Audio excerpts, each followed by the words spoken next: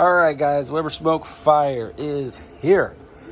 This is the first cook. Got 2 pork butts in here. It's never gonna be this clean again. So I just want to do a quick update on this. Weber offered me a free cooker. I went ahead and bought off the shelf from Lowe's. I just kind of want to go that route with this. Full disclosure, I have nothing to disclose. Weber's never paid me a dime, and now they have not given me a free cooker, so my thoughts are my own, and that's just the way I want to handle this. So I have read some of the reviews and seen some of the videos on the internet about the problems people are having, and I got to tell you, I have had some problems, but not a lot of them. So I'll just kind of talk about some of the things so far. I would say this. Stand by. If you're on the fence about this, I don't know that I totally would say jump out and buy it this weekend yet. I'm also not saying it's a piece of garbage. I don't feel that way at all. It's actually a really nice, well-built cooker. I do have a buddy that had a real problem getting his firmware updated. He's in a much colder climate than me. Mine actually went up the first time. I didn't have any problems. These are questions that I've been asked, by the way. My firmware updated the first time, no problems. The app is still a little bit buggy. It's got some things that they need to work out, but you don't have to use the app to use it. So that's kind of how I'm doing it now. The cooker cooks very evenly from left to right once it gets settled in. As it's heating up, it can be hotter in the middle. If you leave the lid down, I found at, I think it was it was either 250 or 225. When the middle was at 250, the sides on either side, rib left and rib right, were 20 degrees cooler, which is as good as it's going to get on a 36-inch cooker. I'm fine with that. I didn't have any problems with extreme heat on the left or right or anything like that. It's that part's pretty good. Somebody asked me why it doesn't have a probe port in the side. They didn't put a probe port here because it's double walled, and so it's just more complicated to work with. Instead, the probe port is actually right here underneath the back of the hood. And I thought that was weird when I heard it, and I was actually picturing something different, but this is the gap right here. That's where you run the probes. It actually works really well. I don't have any complaints about that.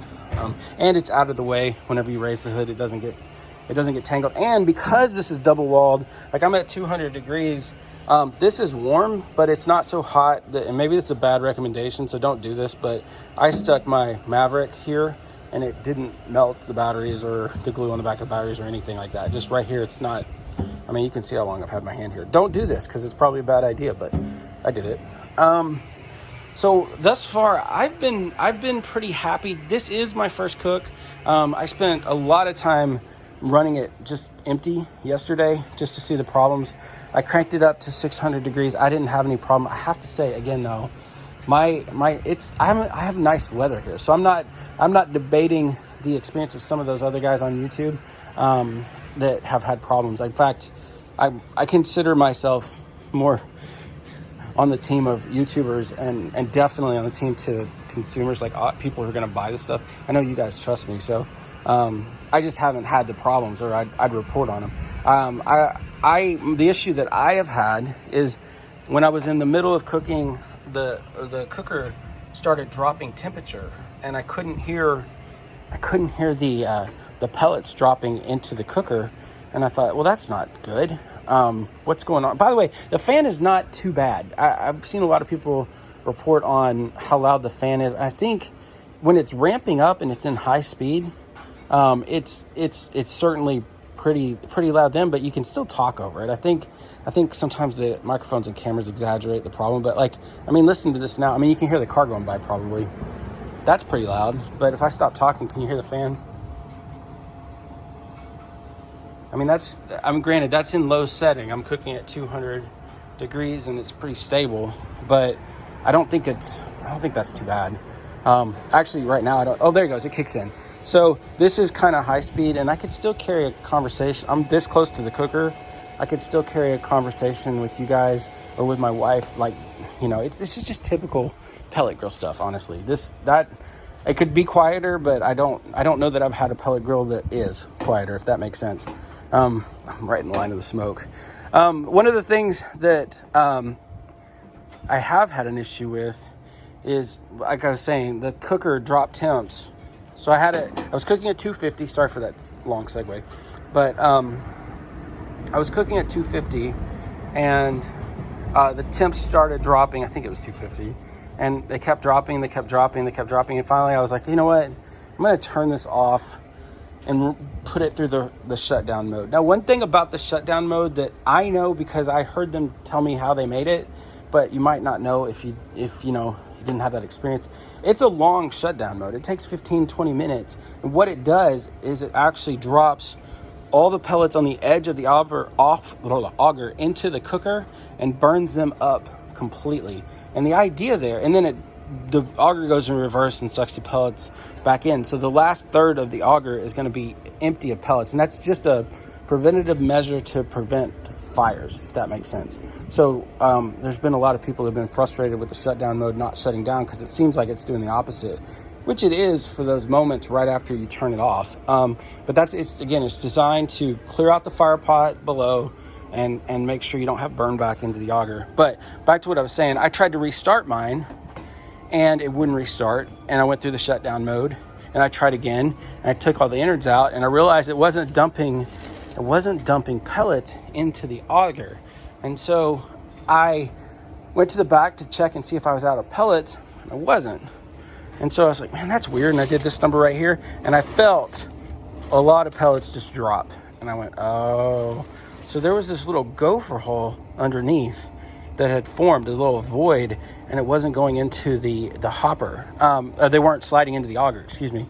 I think maybe the problem is this auger is just a little bit like too narrow, or I'm sorry, too shallow, because the pellets don't seem to want to slide down easily. So I think that could be kind of a problem. It seems like something that should be fixed with like some sort of insert to make this just a little bit steeper, or slicker. Either one of those would do the trick.